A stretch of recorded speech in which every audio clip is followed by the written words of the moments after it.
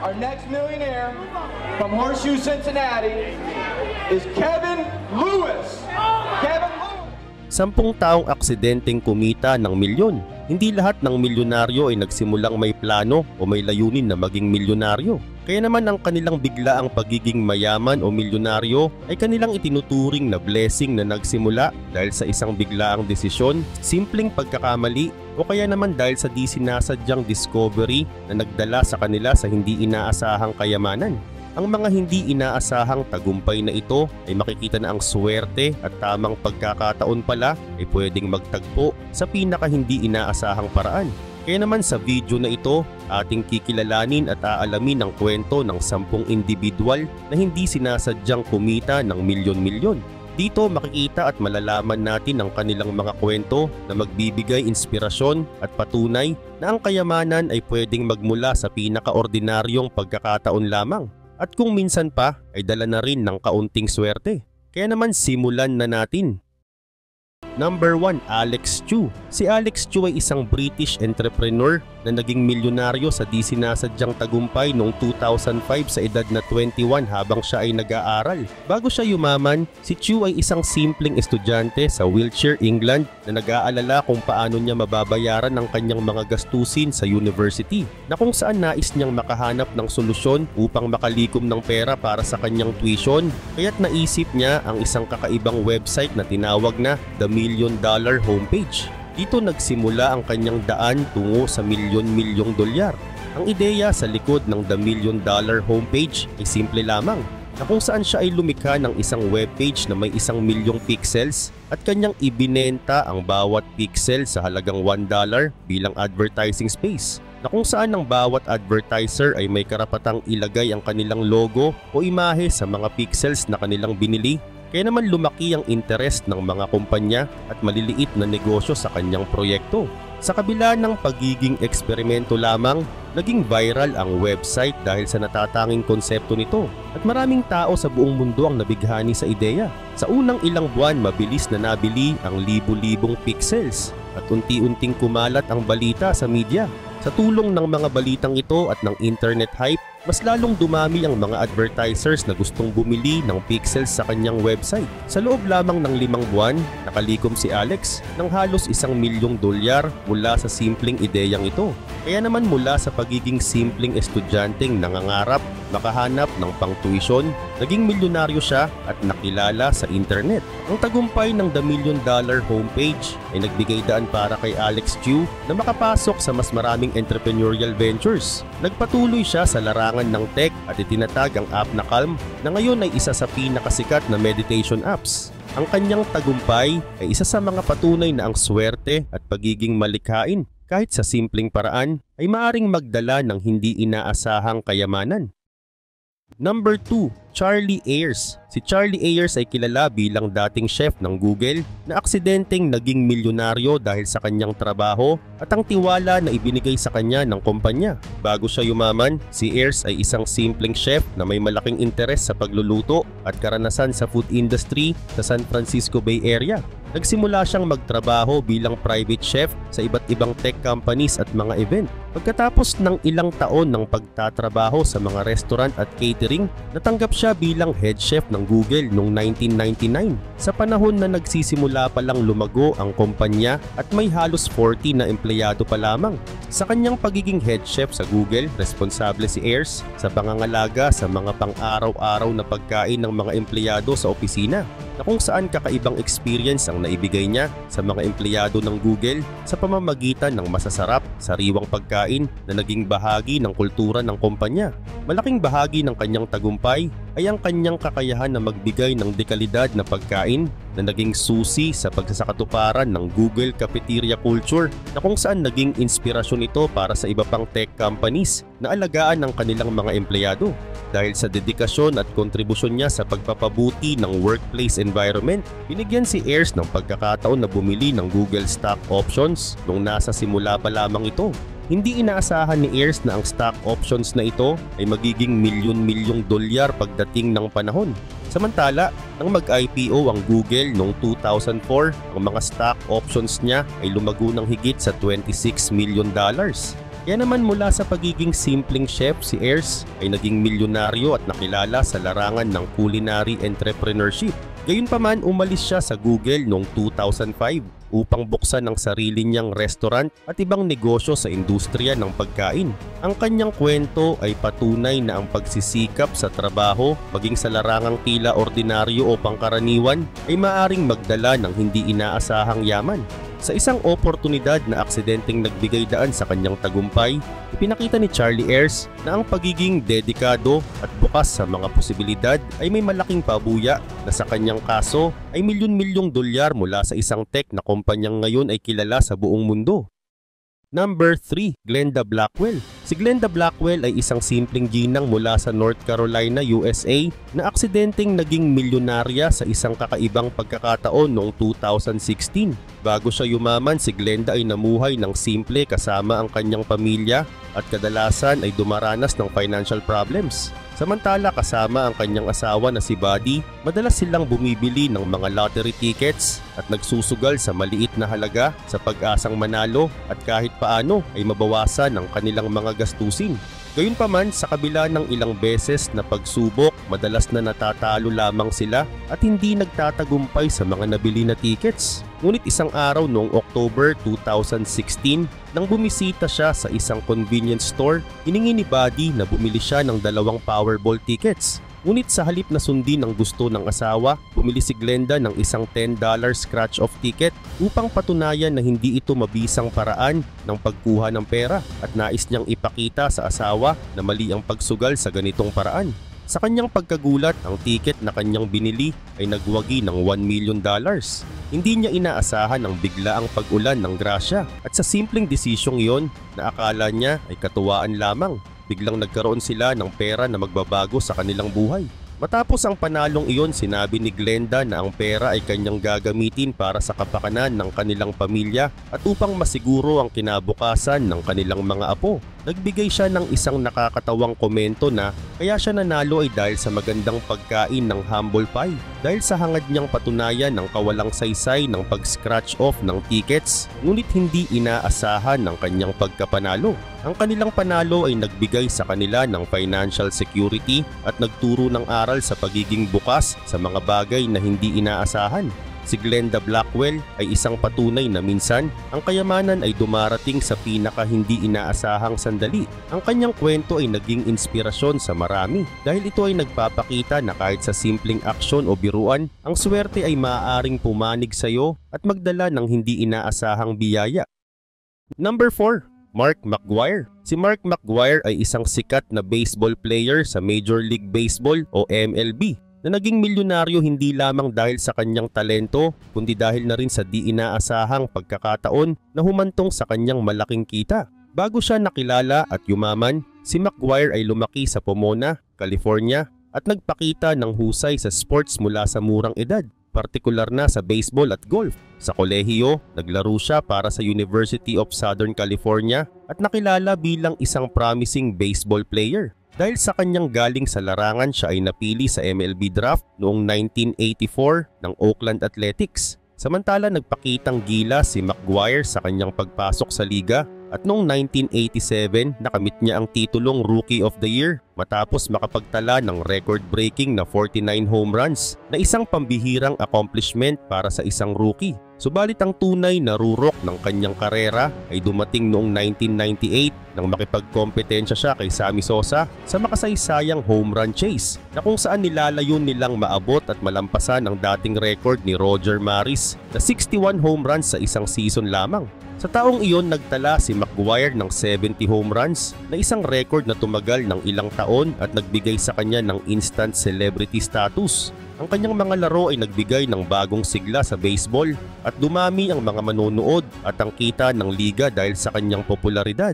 Dahil sa tagumpay na ito, naging malaki ang halaga ng pagbebenta sa kanyang mga memorabilia at mga merchandise at ang kanyang mga kontrata at endorsement deals ay umabot sa milyon-milyong dolyar. Bagamat naging kontrobersyal ang kanyang karir kalaunan dahil sa mga alegasyon ng paggamit ng performance-enhancing drugs o PEDs, nanatiling mahalaga ang kanyang kontribusyon sa industriya.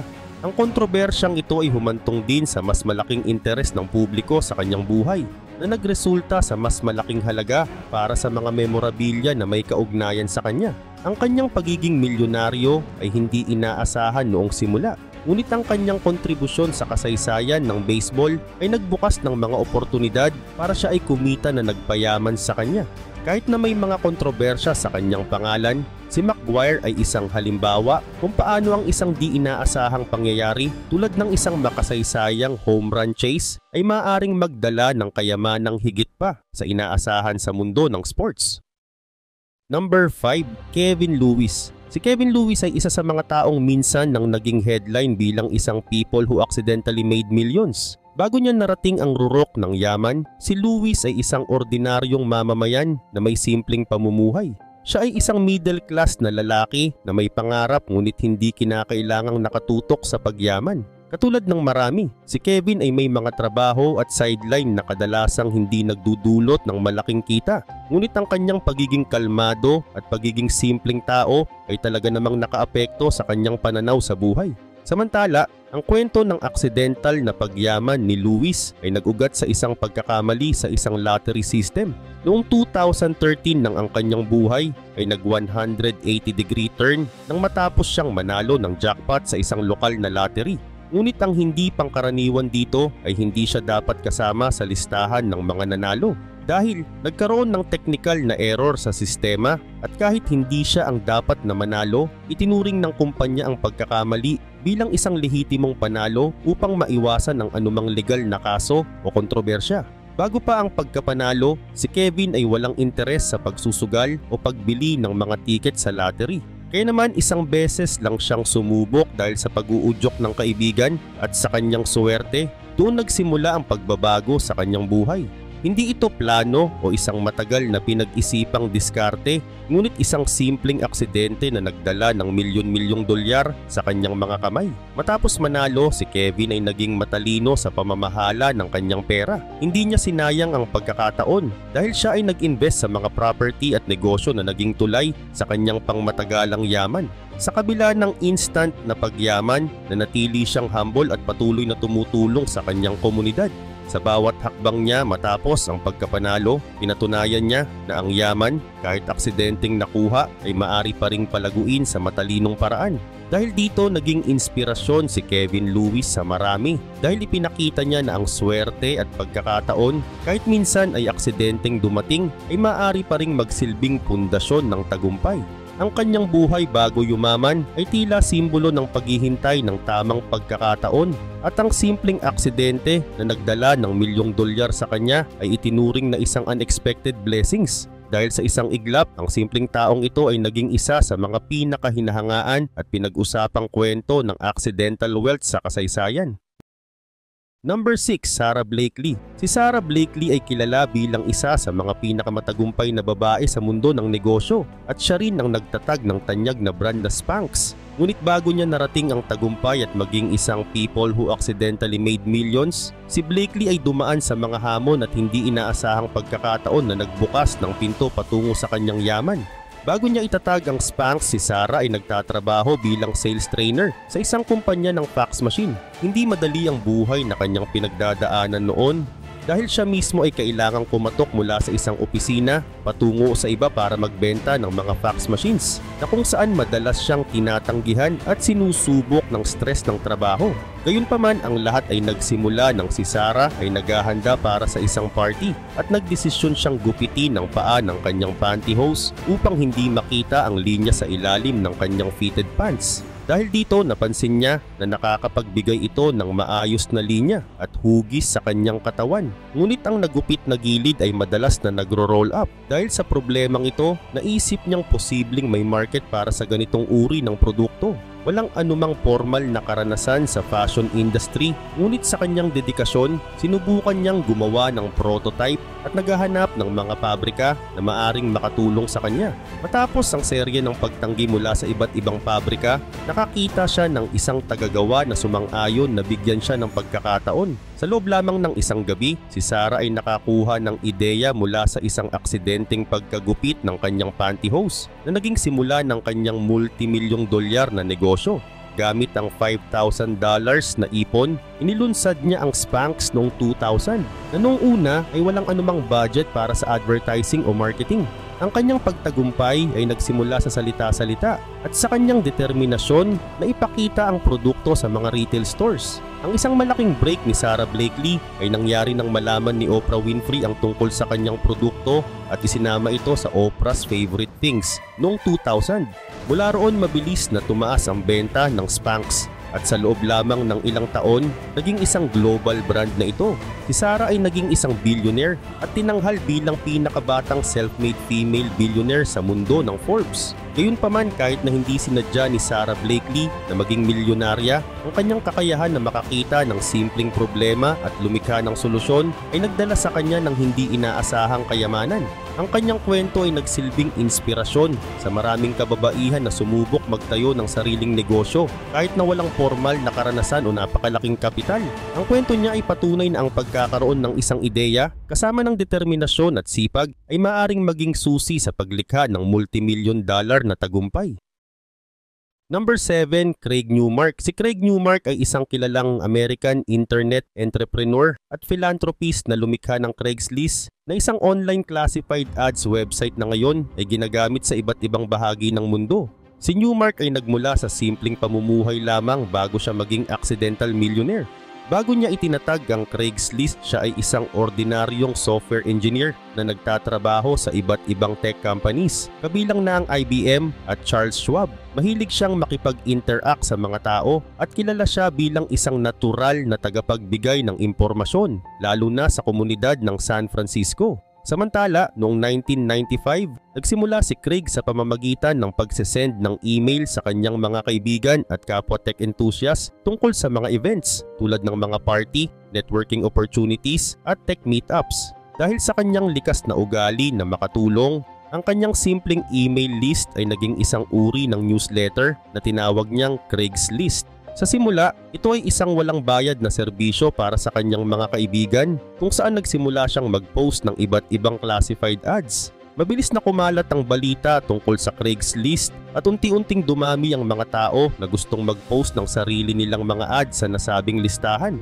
Ang hindi inaasahang pagyaman ni Newmark ay nagsimula ng humingi ang mga users ng mas structured at madaling ma-access na platform. Dahil dito, naisip ni Craig na gawing isang website ang Craigslist noong 1996. Gayunpaman, walang intensyon si Craig na gawing isang malaking negosyo ang kanyang website at ang focus niya ay simpleng makapagbigay ng space para sa community.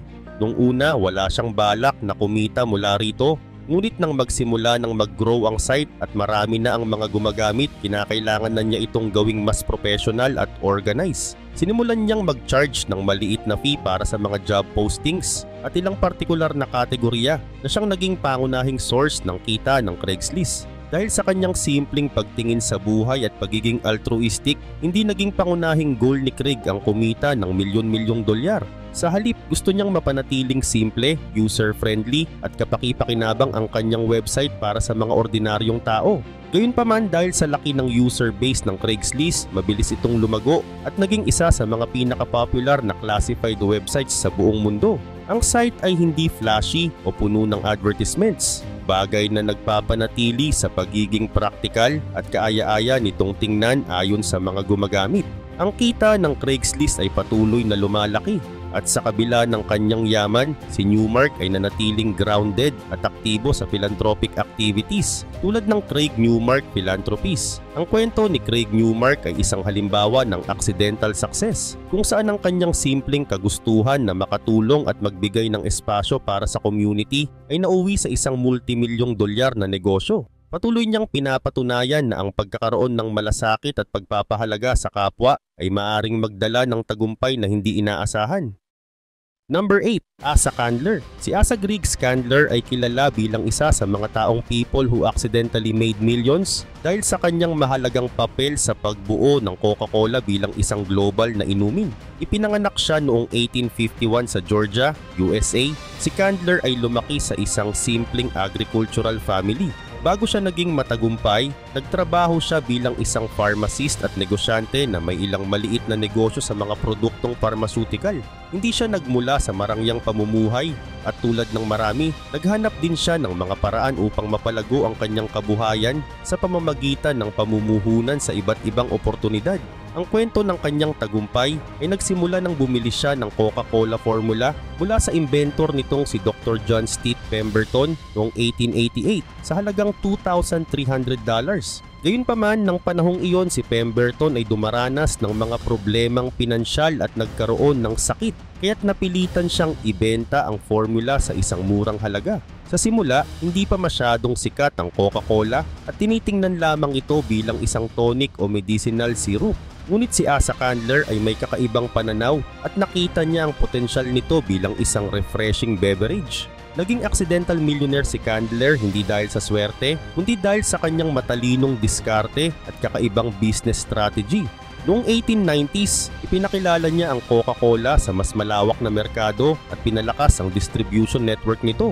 Gumamit siya ng malawakang advertising campaign na noon ay hindi pangkaraniwan para sa mga produkto. Nag-invest si Candler sa branding at marketing na nagresulta sa pagtaas ng sales at awareness ng produkto. Gumamit din siya ng mga innovative techniques tulad ng pagbigay ng mga libreng coupon para makatikim ng produkto, pati na rin ang pagbebenta ng rights sa mga bottling plants na nagpadali ng pagpapalawak ng produkto sa iba't ibang lugar. Bago nito, si Candler ay hindi naisip ang pagiging isang multi-millionaire sa isang simpleng tonic syrup lamang. Ang kanyang malakas na business acumen, kahusayan sa marketing at desisyon na gawing inumin ng Coca-Cola ang nagdala sa kanya ng tagumpay. Sa kanyang pamamahala, lumago ang kumpanya ng husto at na-establish ito bilang isang iconic brand sa Amerika at kalaunan ay sa buong mundo. Sa paglipas ng panahon, nagretiro si Asa Candler at ibinenta ang kanyang kumpanya sa halagang $25 million noong 1919 sa isang investment group na pinamumunuan ni Ernest Woodruff. Sa kanyang tagumpay, siya ay naging sikat hindi lamang bilang isang entrepreneur, kundi bilang isang philanthropist na nag-donate ng malaking bahagi ng kanyang kayamanan para sa mga proyektong pangkomunidad at pangrelihiyon sa Atlanta, Georgia. Si Asa Candler ay patunay na ang simpleng pamumuhunan at kakaibang pananaw ay maaring magdulot ng tagumpay na hindi inaasahan. Sa kanyang kakayahang palawakin ng Coca-Cola mula sa isang simpleng tonic patungo sa isang international beverage, siya ay naging isa sa mga pinakasikat na accidental millionaires sa kasaysayan.